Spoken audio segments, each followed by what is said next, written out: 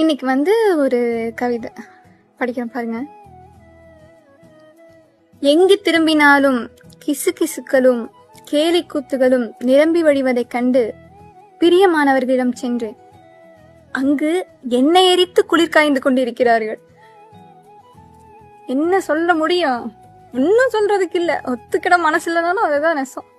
அதானே உண்மை. நமக்கு ரொம்ப பிடிச்சவங்க விருப்பமானவங்க கிட்ட போய் நம்ம ஒரு விஷயத்த நம்மளை பத்தி சொல்லியிருப்போம்.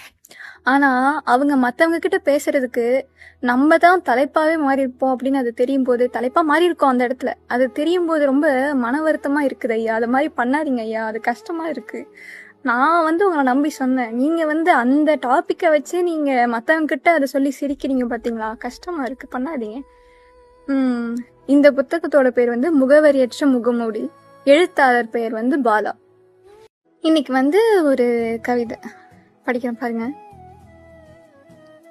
எங்கு திரும்பினாலும் கிசுகிசுக்களும் கேலி கூத்துகளும் நிரம்பி வழிவதைக் கண்டு பிரியமானவர்களிடம் சென்றேன்.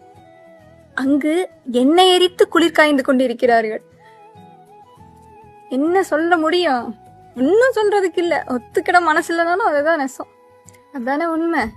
நமக்கு ரொம்ப பிடிச்சவங்க விருப்பமானவங்க கிட்ட போய் நம்ம ஒரு விஷயத்த நம்மளை பத்தி சொல்லியிருப்போம்.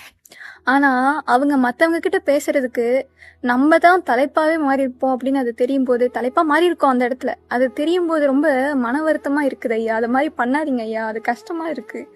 நான் உங்களை நம்பி சொன்னேன், நீங்க அந்த டாபிக்கை வச்சு நீங்க மத்தவங்க கிட்ட அதை சொல்லி சிரிக்கிறீங்க பாத்தீங்களா, கஷ்டமா இருக்கு, பண்ணாதீங்க. இந்த புத்தகத்தோட பேர் முகவரியற்ற முகமூடி. எழுத்தாளர் பெயர் பாலா.